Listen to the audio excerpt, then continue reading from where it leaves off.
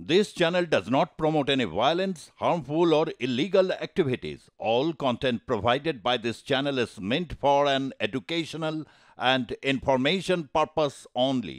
নমস্কার, আমি ষষ্ঠী চট্টোপাধ্যায় আর প্লাস ডিজিটালে আপনাদের স্বাগত।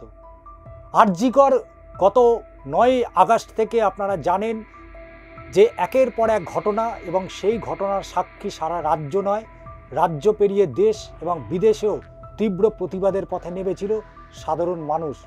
কিন্তু সেই আরজিকর মামলায় এখন শিয়ালদা আদালত থেকে কলকাতা হাইকোর্ট ঘুরে একেবারে সর্বোপরি দেশের শীর্ষ আদালত সুপ্রিম কোর্ট পর্যন্ত পৌঁছে গিয়েছে।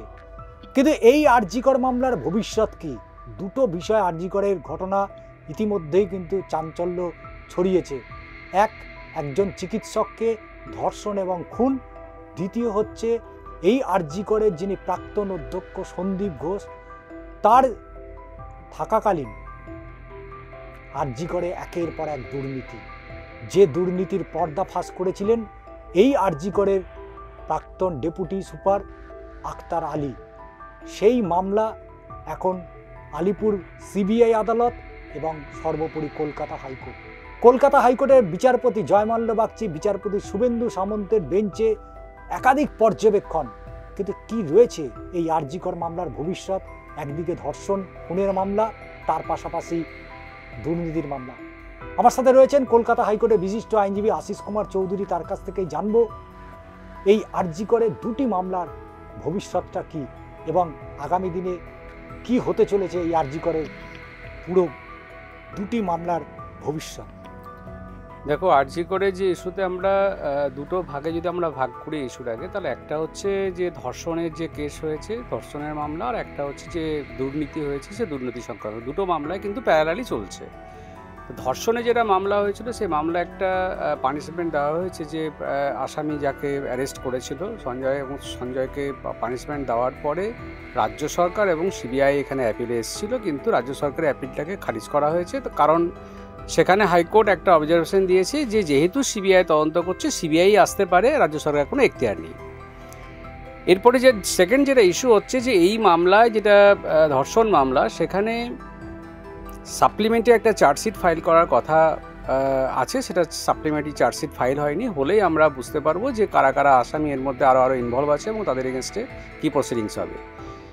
যারা অভিযোগকারিনী বা হয়ে মা বাবা যারা ছিলেন, যারা ভিকটিমের পরিবার, যদি এই সাপ্লিমেন্টারি চার্জশিটটা ফাইল করার আগেই বা সঞ্জয়ের যে পানিশমেন্টটা ঘোষণা করা হয়েছে তার আগেই যদি একটা নারেজের পিটিশন ফাইল করতেন যে আমরা সাপ্লিমেন্টারি চার্জশিট ফাইল করা অবধি ওয়েট করতে চাইছি, কারণ যদি দেখা যায় যে সাপ্লিমেন্টারি চার্জশিটেও কিন্তু অনেক সময় দেখা যাচ্ছে প্রিন্সিপাল অ্যাকিউজড কিন্তু পেতে পারে আর কি সিবিআই।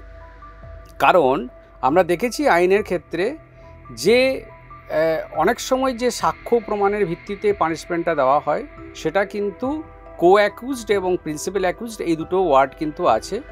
তাহলে এখানে এই যে কো অ্যাকিউজড এবং প্রিন্সিপাল অ্যাকিউজড, এটাকে ডিসাইড না করেই কিন্তু একজনের পানিশমেন্ট হয়ে গেল, সেটা কিন্তু ঠিক নয়। তার জন্য আগেই নারাজি পিটিশন ফাইল করে আসাটা উচিত ছিল। এটা একটা দিক গেল এবং সেটা সাবজুডিস আছে এবং চলছে। সাপ্লিমেন্টারি চার্জশিট ফাইল করার পরে বোঝা যাবে যে তার বিচার প্রক্রিয়া কোন দিকে আগাচ্ছে। সেকেন্ডারি যে আরেকটা যেটা ইস্যু হচ্ছে সেটা হচ্ছে যে এই যে ধর্ষণ মামলার কানেকশানে কিন্তু এখানে বিভিন্ন রকম দুর্নীতি উঠে এসছে। তার এই দুর্নীতি সংক্রান্ত একটা আলাদা প্রসিডিংস চলছে। সেখানে যারা অভিযুক্ত তাদের এগেনস্টে যে চার্জ ফ্রেম করা হবে এবং তাদেরকে যে সিবিআই তার পেপারস জমা দিয়েছে এবং সেই পেপারসগুলো তারা পড়ার সময় পায়নি বলে তারা কিন্তু হাইকোর্টের দ্বারস্থ হয়েছিল। হাইকোর্ট সেটা টাইম বেঁধে দেয়নি, খারিজ করেছে। তারপরে সেটা আবার ডিভিশন বেঞ্চে গেছে। এখানে একটা যুক্তি পরিষ্কার যে যারা এই মামলায় যারা অভিযুক্ত তাদেরকে যে পেপারস দেওয়া হবে সেই পেপারসগুলো কিন্তু পড়ার জন্য টাইম দিতে হবে। এবার চার্জ ফ্রেম করার যে বিষয়টা আছে, যে চার্জ যখন ফ্রেম হবে তাকে তার এগেনস্টে কী চার্জ আনা হলো সেটা কিন্তু জানাতে হবে। এবং সেখানে যদি দেখা যায় যে তদন্তের একটা বিশাল ভলিউম যেখানে তারা করেছে এবং যে তদন্তের ভিত্তিতে যেটা রিপোর্ট তৈরি করেছে সেটা কিন্তু তাদের যারা আইনজীবী, যে অভিযুক্তের যাদের এগেনস্টে অভিযোগ আনা হয়েছে তার যারা আইনজীবী সেখানে সওয়াল করবেন বা যারা ডিসচার্জ অ্যাপ্লিকেশন ফাইল করে সেটাকে ডিসচার্জ হবে কি না তার জন্য আর্গুমেন্ট করবে, তাদের কিন্তু একটা উপযুক্ত টাইমে দরকার আছে। সেই জন্য হাইকোর্ট এটা মনিটরিং করছে যে তারা যেন উপযুক্ত টাইমটা পায়। এবার ডিসচার্জ অ্যাপ্লিকেশন ফাইল করার পরে যদি দেখা যায় যে ডিসচার্জ অ্যাপ্লিকেশনে তাদেরকে ডিসচার্জ করা হচ্ছে তাহলে তারা সন্তুষ্ট হবে, আর যদি দেখা যায় তাদেরকে ডিসচার্জ অ্যাপ্লিকেশনে ডিসচার্জ করা হচ্ছে না বা তখন তারা কিন্তু আবার তারা হাইকোর্টে দ্বারস্থ হতে পারে।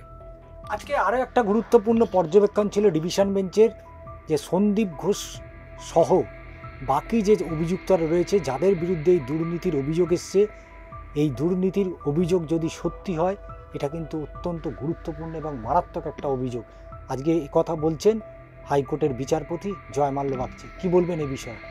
এবার যে অভিযোগগুলো এসছে আমরা দেখেছি, সেই অভিযোগগুলো তো একদিনের নয়, দীর্ঘদিনের অভিযোগ। একটা ইনসিডেন্স হয়েছে বলে আমরা এটা জানতে পেরেছি, কিন্তু এই যে দীর্ঘদিনের যে অভিযোগ বা দীর্ঘদিন ধরে যে দুর্নীতিটা হয়ে আসছে বা সেটা এই যে রাজ্য সরকারে তার একজন কর্মচারী রাজ্য সরকারের যে একটা ডিপার্টমেন্টের দায়িত্ব আছে, তাহলে সেখানে রাজ্য সরকারের একটা ভূমিকা আছে যে তাদের এগেনস্টে একটা প্রসিডিং ইনিশিয়েট করা, সেটাও কিন্তু প্যারালালি সেটা চলতে পারে। এবং আরেকটা যেটা কথা হচ্ছে উঠে আসছে এখানে, যে এই যে দুর্নীতিটা হচ্ছে সেই দুর্নীতিটা কিন্তু অনেক দিন ধরেই হয়ে আসছে। তাহলে একটা প্রশ্ন জনমানুষের কাছে থেকেই যায়, যদি এই ধরনের দুর্নীতি অনেক দিন ধরে হয়ে আসছে তাহলে রাজ্য সরকারের যে প্রশাসন তারাই বা এতদিন ধরে কী করছিল, এবং যে ধরনের দুর্নীতি এসছে সেটা মানুষের জীবন সংশয় এবং জীবন নিয়ে এবং স্বাস্থ্য সংক্রান্ত বিষয়ে, কিন্তু এইটা মানুষের একটা লাইফের ব্যাপার এবং মানুষ এখানে সাধারণ মানুষ এখানে ট্রিটমেন্টের জন্য যায় এবং তাদের মানে যে স্বাস্থ্য সংক্রান্ত যে দুর্নীতিটা এটা কিন্তু একটা বিশাল বড় ইস্যু। তাহলে রাজ্য সরকারের যে স্বাস্থ্য দপ্তর, সেই স্বাস্থ্য দপ্তরকে কিন্তু একটা সদর্থক ভূমিকা নিতে হবে যে ইন ফিউচার এই ধরনের কোনো ধরনের দুর্নীতি যেন আর না হয়, এবং একটা মনিটরিং করতে হবে। এবং যারা দপ্তরে যারা প্রধান আছেন তাদেরকে কিন্তু পুরো মনিটরিং করে দেখতে হবে যে এই ধরনের দুর্নীতি হলে তাদের এগেনস্টে কী প্রসিডিং ইনিশিয়েট করা যায়, তাদের এগেনস্টে ডিসিপ্লিনারি প্রসিডিং ইনিশিয়েট করা যায়, তাদেরকে শোকজ করা যায়, সাসপেন্ড করা যায়। যদি এই পদ্ধতিটা রাজ্য সরকার অবলম্বন করে তাহলে ইন ফিউচার এই ধরনের কাজ করতে অনেকেই কিন্তু যারা রাজ্য সরকারের কর্মচারী অধীনস্থ সংস্থা যারা কর্মচারী তারা কিন্তু ভয় পাবে। এই দীর্ঘ মামলা শুনানি সূত্রে আমরা দেখলাম যে বেশ কিছু পর্যবেক্ষণ ছিল বিচারপতি জয়মাল্য বাগচি, যার মধ্যে অবশ্যই উল্লেখযোগ্য বলা যেতে পারে স্বাস্থ্য দপ্তরের মতো এরকম একটা গুরুত্বপূর্ণ দপ্তর, এবং সেই দপ্তরে এই দুর্নীতি আগামী ভবিষ্যতে যদি সরকার বা প্রশাসন যদি যথাযথ পদক্ষেপ গ্রহণ না করে তাহলে সুদূর প্রসারিতে গিয়ে কিন্তু এর একটা বড় প্রভাব পড়তে পারে। এবং শুধু তাই নয়, বিচার ব্যবস্থায় মানুষের যে আস্থা রয়েছে, দ্রুততার সাথে বিচার ব্যবস্থায় বিচার করতে হবে, এবং সেই বিচার পেলে মানুষ কিন্তু বিচার ব্যবস্থার উপরে যে আস্থা তাদের ছিল সেই আস্থা থাকবে। এখন দেখার বিষয় এই আরজি করে দুটি সমান্তরাল মামলার ভবিষ্যৎ ঠিক আগামী দিনে কোথায় গিয়ে দাঁড়ায়।